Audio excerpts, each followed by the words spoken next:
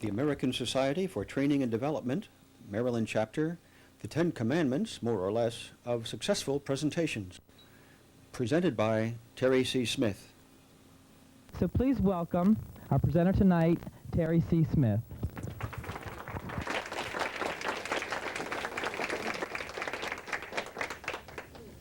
Thank you for that round of applause, and Michael, thank you for that wonderful introduction.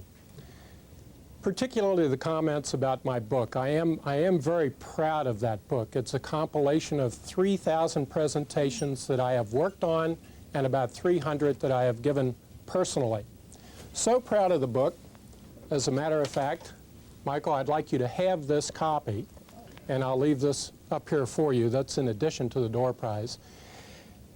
So proud that I went down to the Library of Congress a few weeks ago to see if I could find my book in the Library of Congress.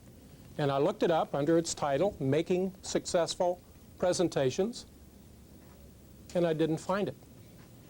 And I knew that something had to be wrong because it has a Library of Congress catalog number in the front of the book. And what I found out, and Michael knows all about this because he's in the library business, but what I found out is they have so many books at the Library of Congress that they can't afford to list books by their entire title. What they do is they take the single most significant word out of the title and they list that, and then they abbreviate the second most significant word. So I went back and I looked it up again, and there it was under Presentations Suck.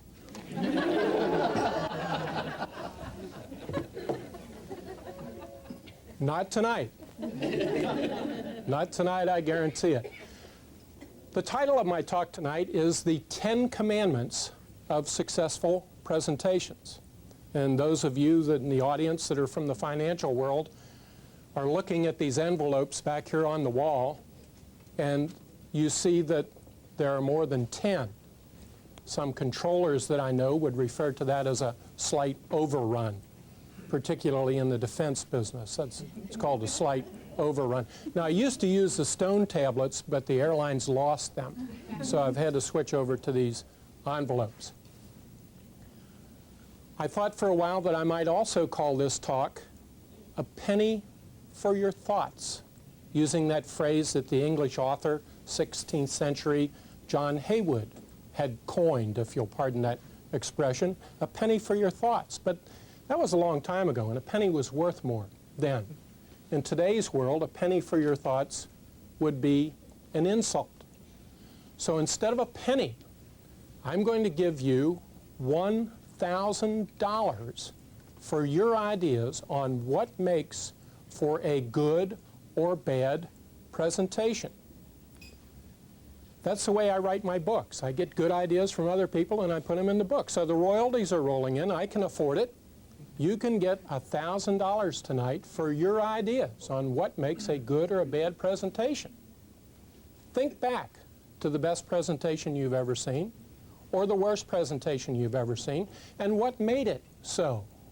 And then tell us about it. Catch Michael's eye. He's got the roving microphone. Catch his eye and give us your idea. Now, on the back of each of these envelopes, I have a generic type buzzword. And if your ideas are a pretty fair match, I'm flexible, if your ideas are a pretty fair match, that becomes your envelope. Inside that envelope is $1,000 in the form of a Maryland State Instant Winner lottery ticket. You laugh. It could happen. As a matter of fact, we're due. We're overdue. I will cover your winnings out of my wallet, I've got my checkbook with me, whatever happens. When we're finished for the night, come up, get the envelope that has your idea on it, tear it open, take that lottery ticket out, and we hope we hear a hallelujah from at least somebody in the group. So, those are our ground rules that we'll be working under. Who would like $1,000?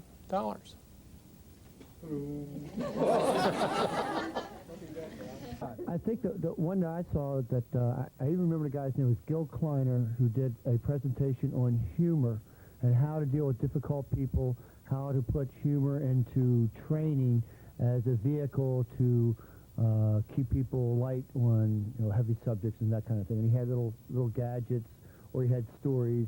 He also talked about how you can send away for jokes that you can do that kind of stuff with in presentations, just like your suck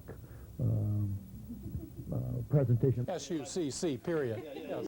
Thank you. But I think that was one of the things that I really liked in a presentation of somebody showing something that we could use, so it's informative, but the humor part of it and how it worked real well. Good. Alan, thank you for getting us off to a good start. I don't have an envelope up here that says humor. However, I do have one that says be flexible. And I certainly am. To me, that means to loosen up a little bit, to lighten up in your presentation, to work a little fun into your presentation. And if that involves humor, fine. Now, one word of caution, you mentioned jokes. In today's world of PC, political correctness, jokes certainly can be dangerous.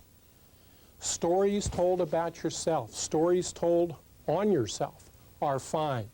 Otherwise, you run the risk of irritating, offending somebody, racist, sexist, ethnic, all of those kinds of jokes. So it's pretty hard to find a joke these days that would not offend somebody in a group. If it is appropriate, and if you can tell jokes. Sometimes people get up and they feel that they have to start their presentation with a joke. Now, these are people that never tell a joke at the poker table or the golf course or in a bar, but put them behind a lectern and out comes a joke. And sometimes people laugh, sometimes they don't. Tough way to start a presentation if you're not sure.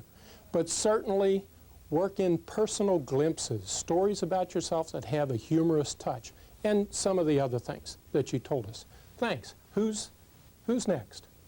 I actually have two, but I think the most important one that I've seen in a number of presentations is enthusiasm.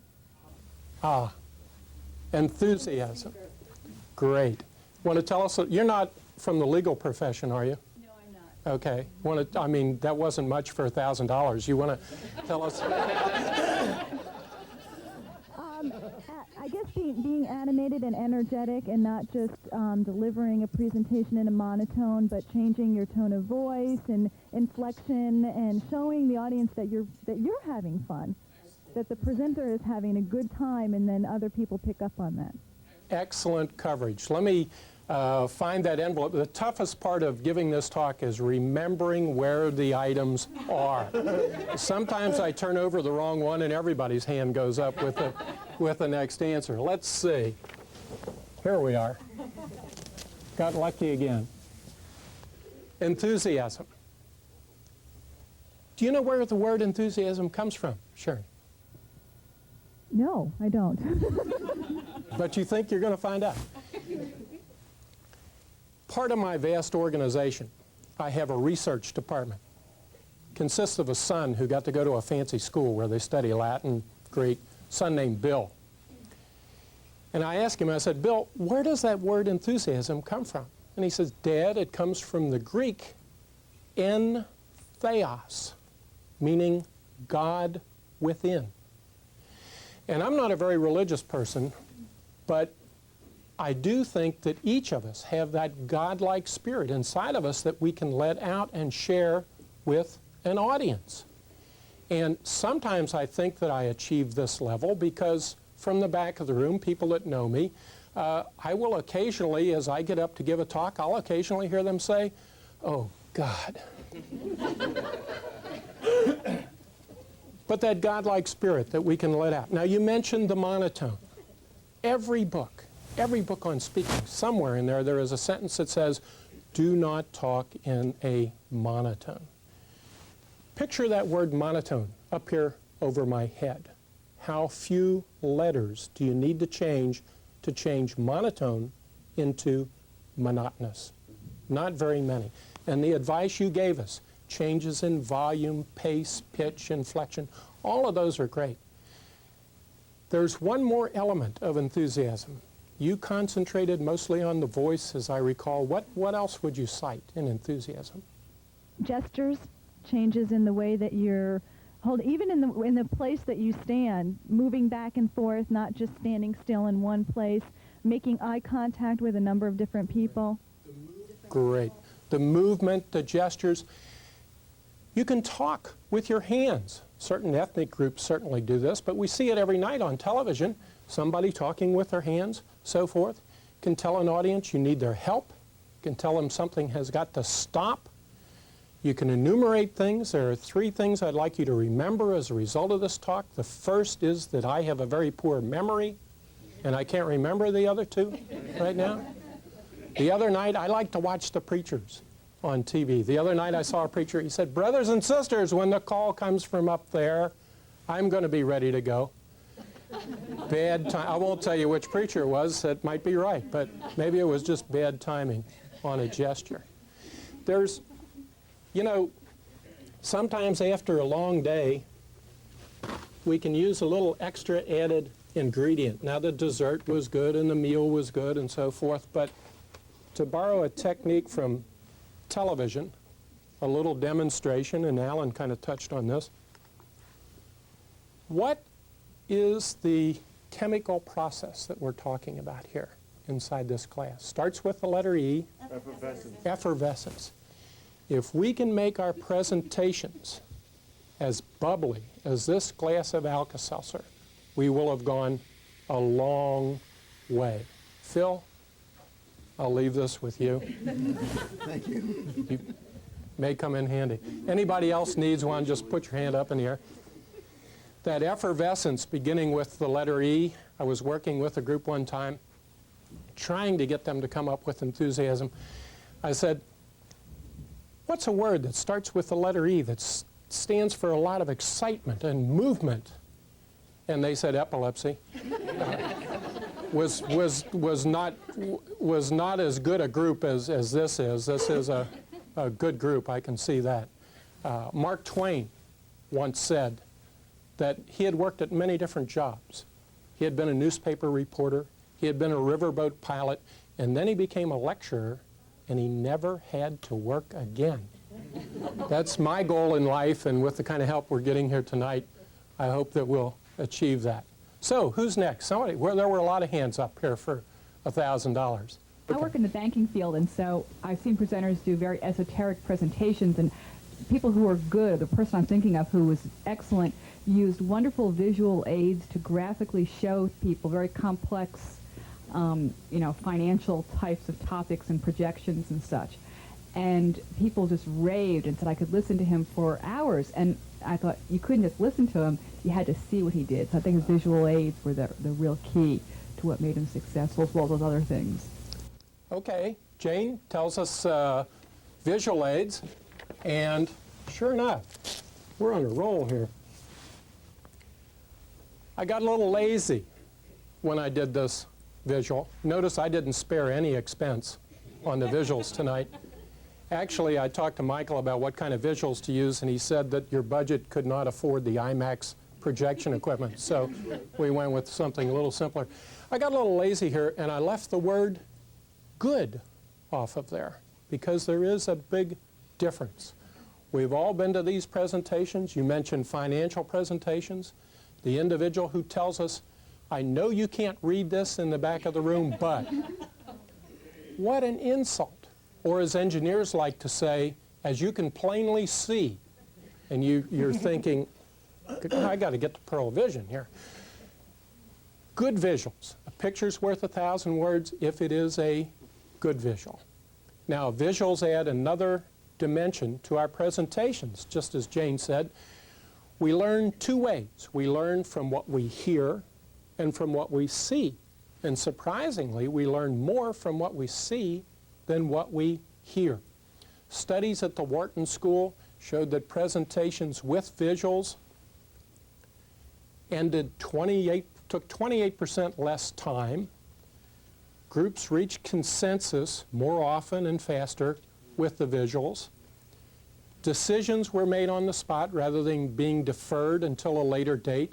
And finally, the presenter came across as a more professional individual. We were talking about computers during dinner. When I went from the first edition to the second edition of my book, about 8 years had passed, and I thought, what is the greatest single advance in presentations that has taken place in those intervening 8 years? And without much thinking, immediately, the use of PCs to generate higher quality visuals for presentations. Any of us can approach near boardroom quality these days with our PCs and with software programs like PowerPoint, whatever. Okay.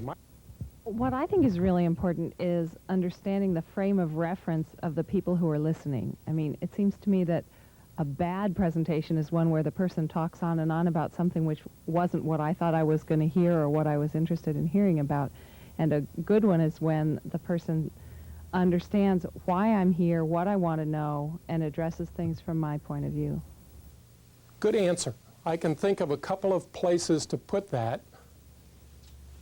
Let me try, and there are probably about 3 places to put that. Let me try the audience, if you're agreeable to that. Aristotle, 350 BC, wrote the Rhetoric. And in the Rhetoric, Aristotle said there are 3 parts to any talk. You as the speaker, the talk itself, and the audience. Which of those 3 do you think Aristotle said was the most important? The audience.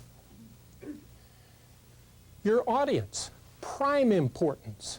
Now, Michael mentioned that he and I talked a number of times. I probably drove him crazy with all of the phone calls. One of the phone calls was, I wanted to know the name of everyone who was going to be here tonight. And the reason I wanted to know everybody's name was so that I could look in the directory, see what your company affiliation was. The more you can learn about that audience, the better your presentation will be. I found out we have a number of people from the financial community with us, second only to those from the medical field. We have one person, I don't know if she made it or not, is, didn't meet her and when she came in, is Barbara Bull here? Did she? Oh, hi. Good to meet you, Barbara. Barbara is with one of the great law firms in town, Venable, Baitner, and Howard, the law firm that specializes in labor and employment law. Now is Sue Crane with us. Oh, Susan. Susan, the 2 of you should meet because Susan is with the Federal Bureau of Prisons, and you may share some clients there, possibly. So I hope to talk more with both of you after the presentation. The more you can find about the audience, what their educations are, their interest levels that you mentioned, their background, their ages, whatever you can find out about that audience, find it out. You will feel more at home with them as a speaker, and they will feel more at home with you. Michael, our next contestant. I think with successful presentations that I've seen, there are ones where they involve the audience, so more interactive by asking questions or much as you did when you first started. You got the Roman numerals up and started by getting us to comment on what we think makes for a successful presentation. Get the audience involved. A presentation should be a 2-way dialogue. And the easiest way to do that is, as you told us, with questions.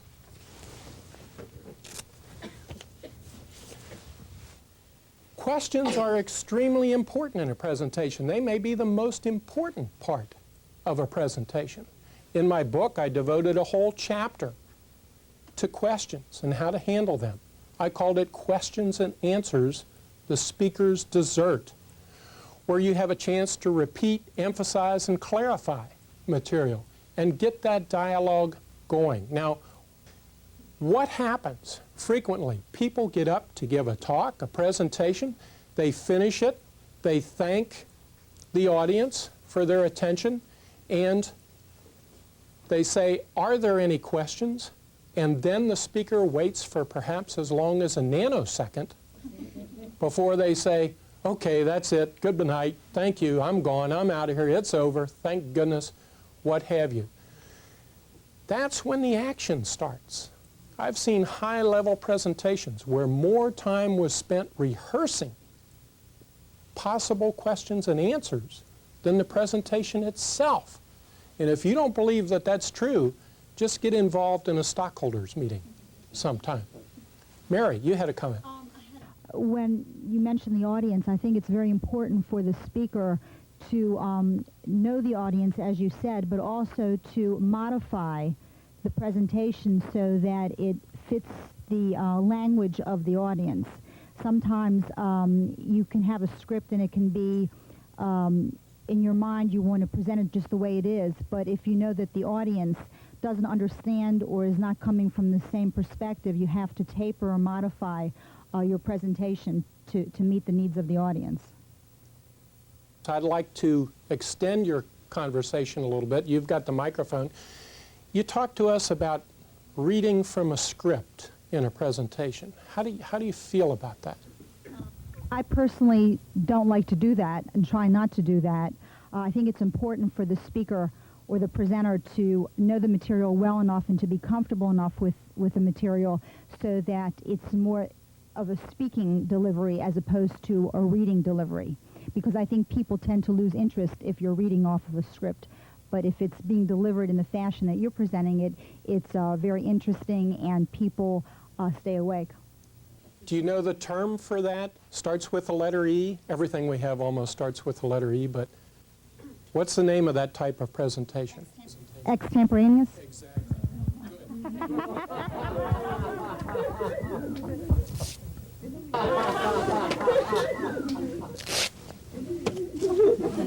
I think we just stole somebody else's answer. Mary gave us some very good advice. How many times have you seen a speaker approach the lectern and they are carrying a script that is this thick or a stack of view graphs this thick, and the audience thinks, "My God, are we going to have to listen to all of that?" Perhaps it's a slide presentation and the lights are turned down a little bit, you know, and there's a little light up here on the lectern. Speaker gets behind the lectern and it's "Good morning, ladies and gentlemen, good afternoon," whatever the time is. They have that part down pat. But then the head goes down, the eyes go down, and they don't come back up again until it's time to say, "Thank you. Are there any questions?" In the meantime, they are going through their script, and with the little light on the lectern, you see that flash of white as each page is turned in the script. And the presentation begins to take on all the excitement of an hourglass demonstration as you wait for that last grain of sand to run out. So extemporize in your presentation. Does that mean impromptu? Perhaps, but generally, the impromptu presentation is spur of the moment, get up and give us a talk. An extemporaneous presentation is one that is well planned, well thought out, well rehearsed, maybe written out word for word, but that script is never taken to the lectern. Maybe one sheet of paper with a few key statistics, so forth. The best part about the extemporaneous presentation is that it allows you, someone mentioned eye contact earlier, it allows you to maintain that eye contact with the audience, to read the audience, to find out whether they're agreeing with you, whether they're understanding you, whether they're awake, paying attention, whatever it might be, but to have that eye contact. When someone talks to us one-on-one, we expect them to look at us in normal conversation. Same thing is true in a presentation. Establish eye contact with an individual, talk with that individual for a while, then move on to someone else. Do not be checking your shoe shine as you stand up here or looking over everybody's heads Look at people and talk to them and extemporize in your presentation. Mary, come up here. You've got an envelope. You keep coming. Mary, hold on to that for a second. Throat just got a little bit dry. If you'll move over that way a little bit. We're talking about scripts and why we don't use scripts. Pour a little water in the glass for me. Okay? Ready? Very good. You never took a course in transactional analysis, apparently. No. Well, in transactional analysis, they talk about your parents put these tapes in your head and they play there forever. One of those tapes in my head is it's bad to spill things, but Mary doesn't have that tape. Pour a little more water in the glass. In the glass. Well, pour a little more water. Now, you tell me, you tell me why the water isn't going in the glass. Because of the position of the paper. What is the paper doing? It's a barrier. It's getting in the way. What happens when we get rid of the paper? The water will go in the glass. Please. I'll drink to your health. You can take the pitcher with you in case anybody over there needs some.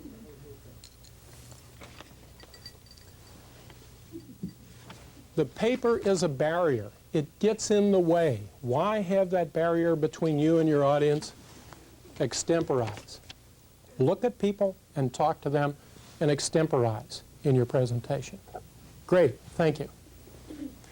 I think probably some of the most interesting speakers that I've seen do things that are unexpected, do things that, because after the first few minutes, 10 minutes, we sort of fall off paying attention, so they do something to bring you back, to keep you going with whatever it is that they're presenting to you. And keep it fun. Unless you're up there to talk about a $3 million overrun, there are all kinds of things that you can do. I've given out live goldfish in ivy bowls. It would take me a while to tell you, how I got to that, but indeed, I mean, that was something.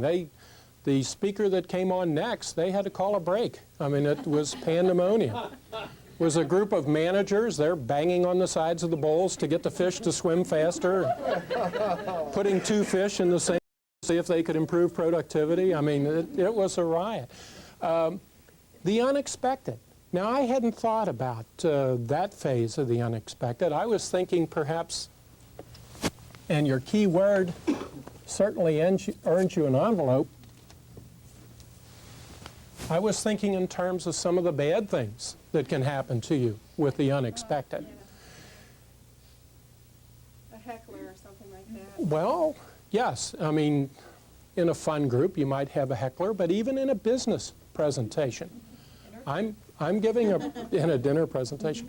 I'm giving a presentation once to the CEO of Westinghouse. Presentation is going fine. 6 people in the room, all vice presidents. One of the vice presidents gets on me about not really having a strategic plan for what I was talking about. This was a big strategic planning person. It was a little bit ridiculous because this organization did not have an organizational chart yet. They didn't have a marketing plan. How am I going to have a communications plan for them? But I said, and it turned out this was a woman executive, a vice president, and I said, Eileen, you're right. And I had known her for years. I said, Eileen, you're right. I said, that has always been one of my biggest faults. I'm basically a fly by the seat of my pants type of guy, and I constantly berate myself on not doing more of the kind of planning you're talking about. However, I saw something just last week that gave me great comfort in this area. Reached over to get an extra view graph that I hadn't planned to use. Picture of the CEO. Color, picture, view graph, nice, with a quote that he had made in a speech. The quote said, "Even the best of leaders act intuitively, and when you are sailing through uncharted waters, there are seldom any maps." look over. Shut her up. Not quite. I look over at the CEO, and he is beaming. I looked over at her, and she said, "Crap, he got away again." Only she didn't really say crap. She said something else. But count on the unexpected. You can projectors that go bad on you, questions that are asked that you don't have answers to, whatever it might be.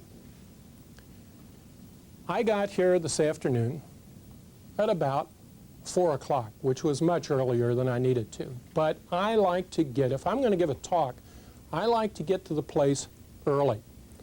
I like to get the feel of the room. I like to make sure that nothing is going to go wrong, or at least nothing that I can take care of. You're giving a talk, picture yourself as the tightrope walker in the circus. You're the star of the show. You've got an air-conditioned trailer with a TV in it. You're sitting in there watching the soaps or whatever you might be watching. Comes the knock on the door. One of the circus roustabouts, named Joe, says, "Miss White, you're on next."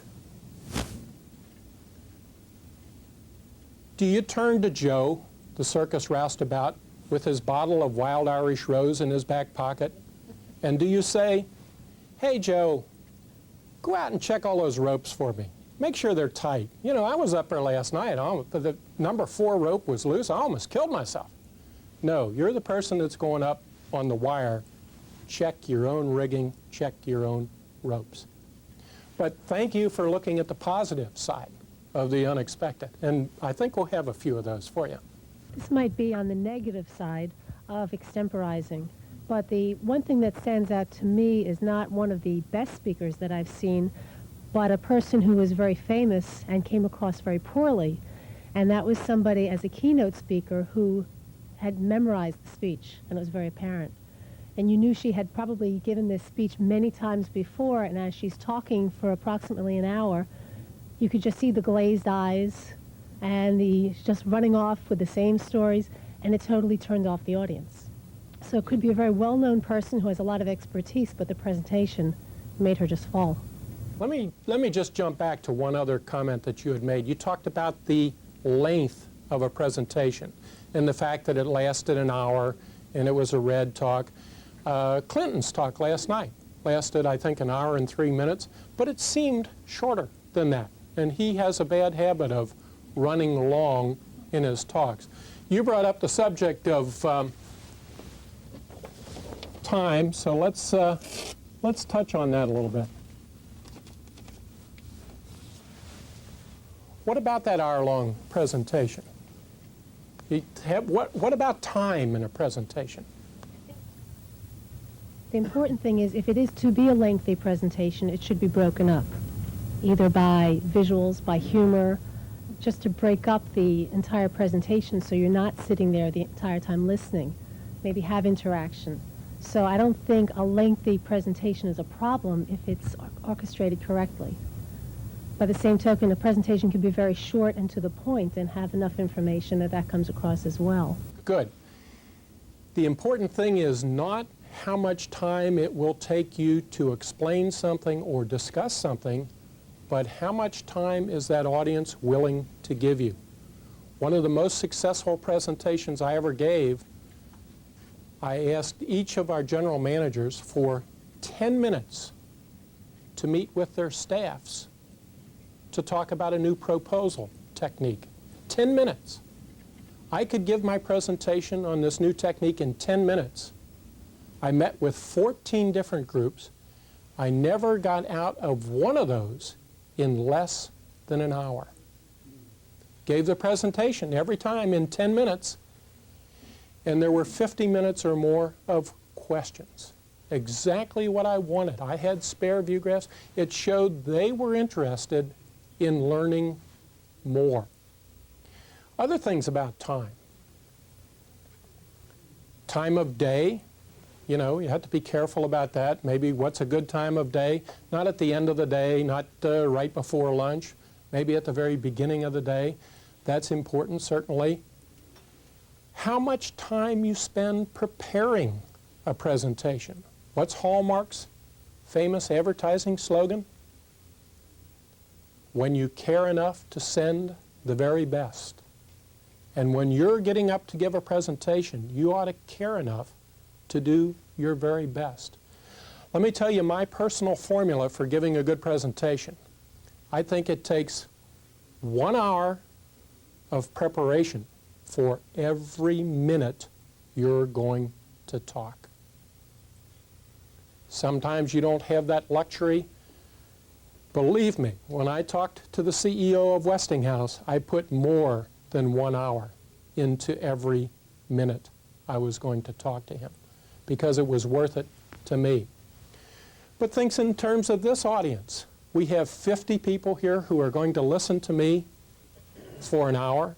An equal return of time would say that I should have spent 50 hours in the preparation of this proposal, just as a break-even thing.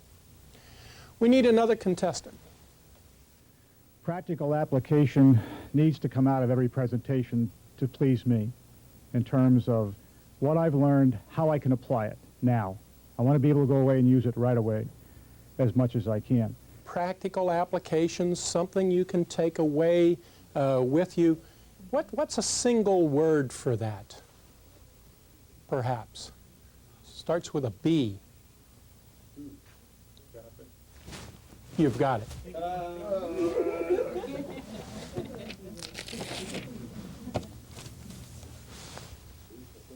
Benefits. Management. Customers. Interested in 3 principal areas of benefits: cost, schedule, and performance. How can you reduce the costs? How can you deliver it faster?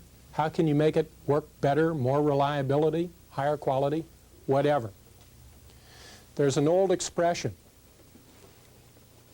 Ralph Waldo Emerson, American writer, this time, build a better mousetrap and something. Build a better mousetrap and the world will beat a path to your door. My reaction to that is horse feathers. I was going to say something else, but Michael said don't use that word, change it to feathers, so I did. If you want to see why I say horse feathers to build a better mousetrap and the world will beat a path to your door, take a moment and reach underneath the chair that you're sitting in. See what you find. Ooh, chewing gum.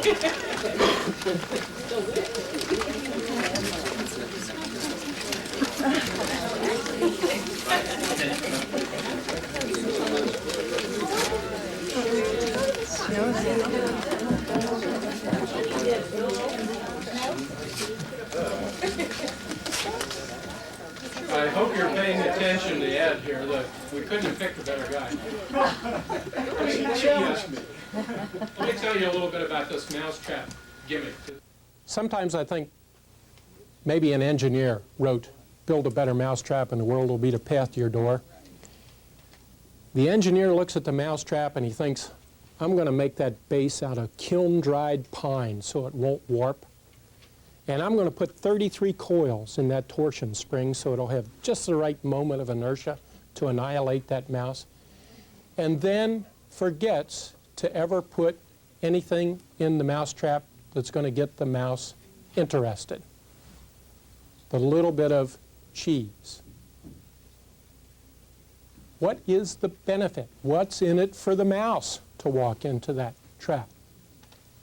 Now, I hope you notice Ed turning his chair upside down. Phil up here was doing the same thing. I used to put cheese under every chair.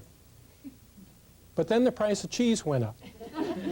Had to cut corners. No, what happened was I went out somewhere and they had more people there than I expected, so I couldn't put cheese under every chair. Found out something very interesting.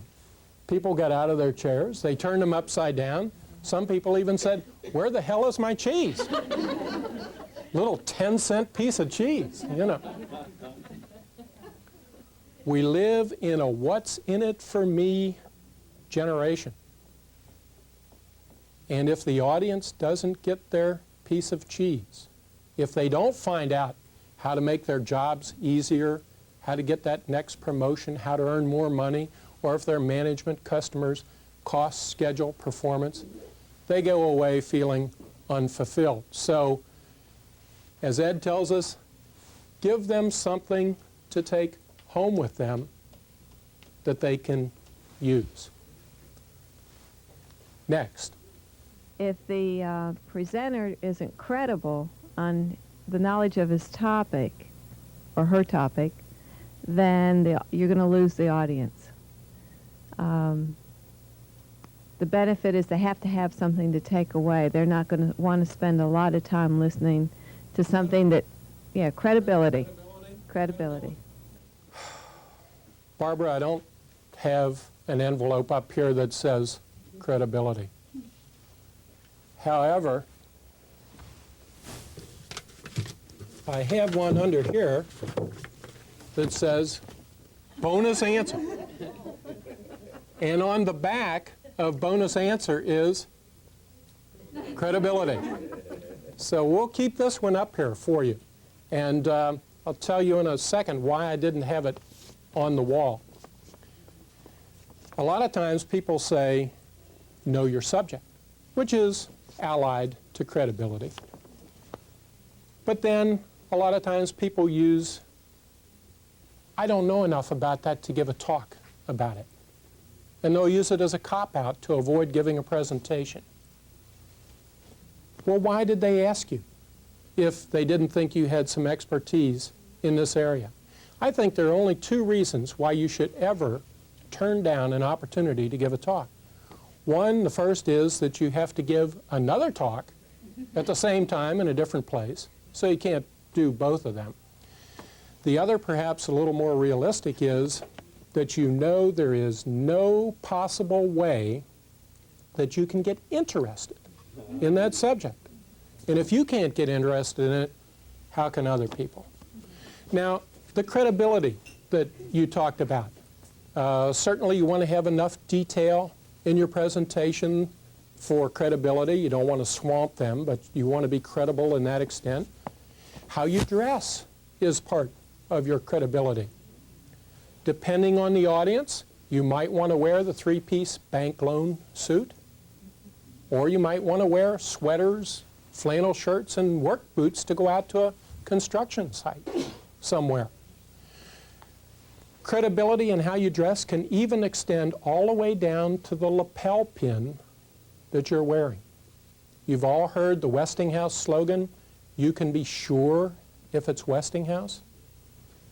One of our former chairmen, Doug Danforth, took that slogan, "You can be sure if it's Westinghouse." He condensed it down to a single word, sure, and he had these lapel pins made for every employee. Now, when you went up to corporate headquarters, you had better be wearing your sure button, right? Harry Smith, the president of the Baltimore operations, goes up to Pittsburgh, does not have his sure button in his lapel. He's not in the building for 5 minutes when Doug Danforth, the CEO, runs into him and says, "Harry, where's your sure button?" Harry said, looks down, says, "Gee, I don't know, I must have left it on my pajamas."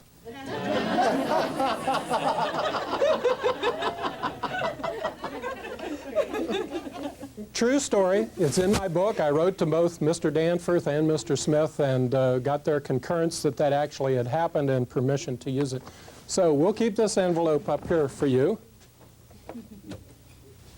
Credibility. And who is next?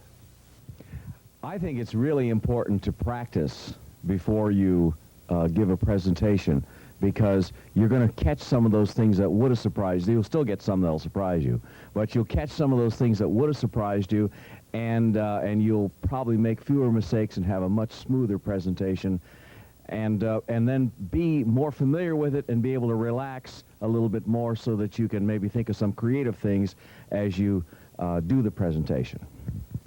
Great. Fantastic.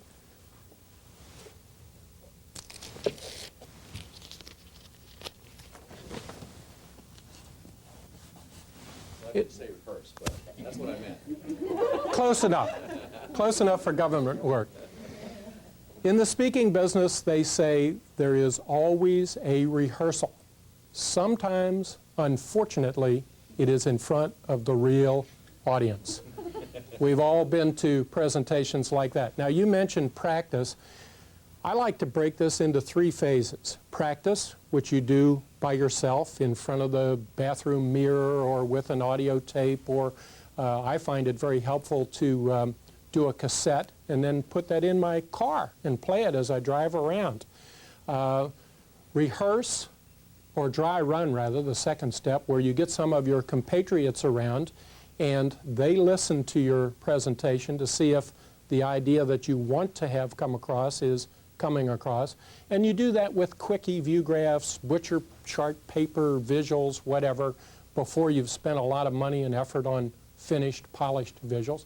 And then finally the rehearsal, which is very akin to airline pilots who get in a flight simulator and make sure that they can handle all different kinds of disasters and so forth. The rehearsal should be in the same location, same time of day, using the same equipment, except that you don't have the audience there. Good, thank you. Now, where are all these other hands we had up in the air?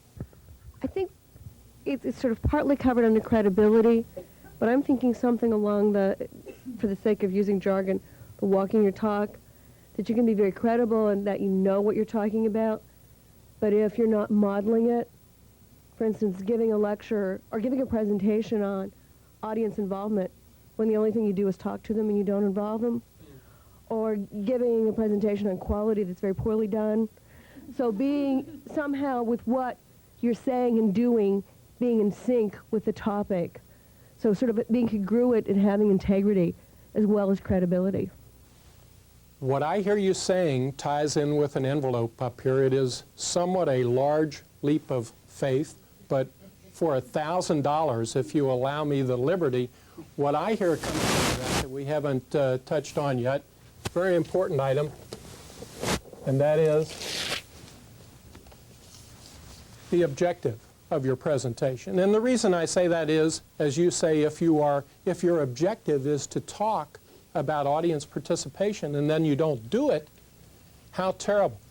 This is the keynote. This is the cornerstone. This is what everything in that presentation revolves around. So the presentation has to match that objective. Now, I said that the very first thing you should do when you're asked or told to give a presentation is to determine and define this objective. What happens? People are told to give a presentation, asked to give a presentation. The first question that goes through their mind is, what am I going to say? Wrong question. The question is, why? Why am I giving this presentation? And it all starts from there. How many times have you sat down with a group of people and you tell yourselves, yeah, we all understand the objective here. And somebody says, well, could we just write it down on the board? And then you find out a mission statement or something. And then you find out that you really are not locked in on that objective. So that's your starting point, all important in a presentation. Ask yourself, why, not what. End of a presentation. Let's see, what have we got? This has to do with, oh, that's so simple. This has to do with structure and so forth. Let's see, Mary, you've got an envelope already, right? Yes. Okay, well, we'll get to repeat offenders if we have to. Repeat offender. Okay. Our Federal Bureau of Prisons, Susan knows all about that. I think it's really important to have a powerful closing and summarize and tie your points together and give them a true message to sum up your speech, something that they can take home with them. Okay, I could put that 2 places, but I'm not going to give you 2 envelopes. You mentioned the summary, and that leads me, again with a little leap of faith, The organization, the outline of your presentation, certainly you need to have a summary at the end. What are other elements that would go into that organization? Well, your introduction. Introduction, main body, and the summary. This ties back into an old story, and excuse me if everybody in the room has heard it, but the story goes that a young minister in the South heard about this older preacher who was renowned for his sermons. Young minister went to the older preacher and said, "Tell me your secret. What is it?" The old preacher said, "I merely tell him what I'm going to tell him. I tell him, and I tell him what I told him. Tell him what you're going to tell him in the introduction. Tell him in more detail in the main body, and then tell him what you told him in the summary." Simple, even simplistic, but a great organizational technique for a presentation. Now you say, isn't that repetitious? Repetition is the mother of all studies. So don't be afraid to repeat your key ideas. Now in the business world, the organization is frequently problem, solution. Here's our problem, here's a solution, or proposed solution. Can get a little more complicated than that. I don't know how many golfers we have in the crowd, but think of the word PAR. P-A-R. P would be the problem. A is your approach to studying that problem. R is the results of your study. And then take RC for Royal Crown Cola, but change it around to CR. C is the conclusions, and R is the recommendations. But have a good organization. What's the opposite of being organized? Being disorganized, and we certainly don't want that. Now, you gave us a tremendous clue to this one, and we'll see if anybody picks up on it. You're talking about the end of a presentation here. Influence? That they're influenced or motivated by what you've said? Motivated? You go out to buy a new car. What does that salesperson want you to do? Buy it. Buy it. They bought your idea, that they're ready to take your actions. Obviously, I'm not in marketing. Ask for the order. Talked about going to a Jesuit school, high school, college, and in my youth and so forth. The happiest part of my youth was growing up on a farm. As a young lad, young farm boys in those days used to engage in a practice called throwing plops. It's what farm boys did before the Frisbee was invented.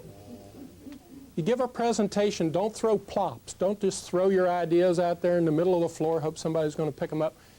Ask for the order. Otherwise, they may be saying, "Betsy gives these great presentations. I can hardly wait to see the next one," and they don't do anything. What do you want? Do you want permission to present this at a higher level, to submit an unsolicited proposal? Do you want $250,000 worth of funding for research or whatever it might be? Ask for the order. You may not get a yes or no immediately. Give them alternatives. Ask for permission to come back to them in 2 weeks after they've thought about it. But ask for the order. Now, let's see. This is so simple. I'm amazed. Corky? Keep it simple? Keep it simple. Right. I'm amazed we didn't get to that sooner. What's the famous KISS formula? Oh, no, not keep it simple, stupid. Didn't you people ever have your consciousness levels raised and your sensitivity training?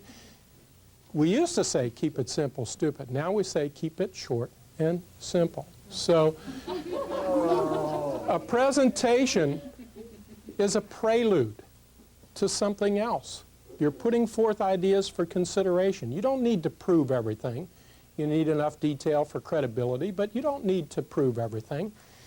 If they want you to prove it, they'll ask for you to prove it. You can put the proof in the handouts. You can have extra visuals, backup visuals available if they want more detail on something. So great. We've learned a little bit about presentations. there is one more thing I would like to ask you to do, and that is somewhere on your table you see an envelope that said, "Do not open this until asked." Here's an extra one for this table. I think there are 2 or 3 on every table. What I'd like you to do, whoever has the envelope in front of them, take a pinch of the contents. Do not put it between your cheek and gum, but take out a pinch of the contents and then pass the envelope around the table. And I've got an extra one here for this table.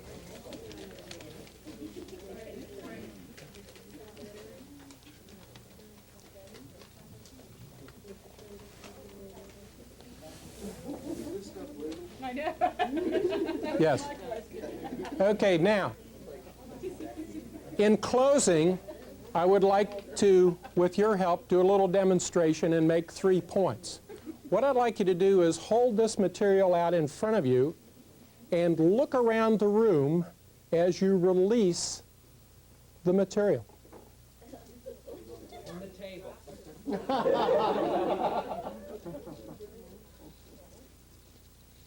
Okay, now, what I'm trying to simulate here is a snowstorm. Perhaps we should have just opened the drapes, but the first point is that we live in a veritable blizzard of information. There's more information than any of us can handle these days. Your message is just one tiny snowflake in that blizzard.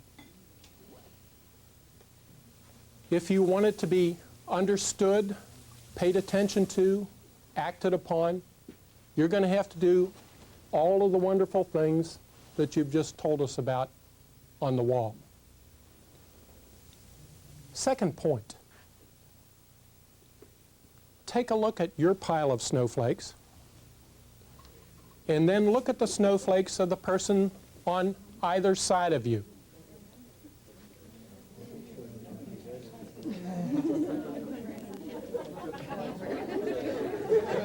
I'm going to leave that there a second.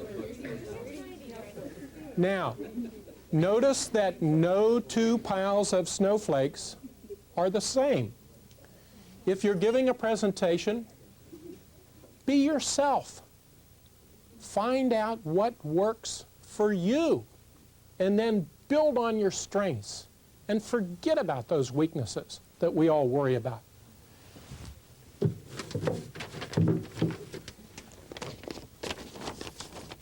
People get all sorts of hang-ups about giving presentations, and we could spend a lot of time talking about those. But instead, I'm going to show you what to do with those hang-ups. You just take the business pages from the Baltimore Sun. Everybody knows there's nothing in those business pages, right? Anyway, take those hang-ups, put them in the middle of the business page,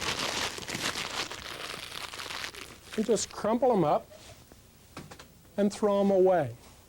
Be yourself in this presentation. Now, the final point that I would like to make with this analogy. What is this material called? In the computer business, what's it from? No, that's before my time. Yes, it's pretty ancient. I think it's called Chad, but we're using it to symbolize something else that also starts with the letter C, and that is confetti. And what is confetti symbolic of? Joy and celebration. When you give a good presentation and you've sold yourself and you've sold your ideas, there is a wonderful feeling that comes over you. Second to only one other that I can think of, and we won't discuss that now either. I want to close by thanking all of you for allowing me to have that feeling over this past hour. Thank you. Come up and get your $1,000.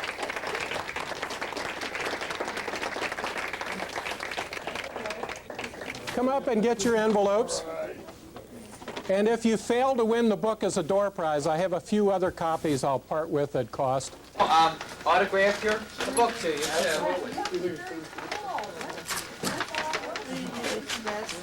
Okay, Terry, would you?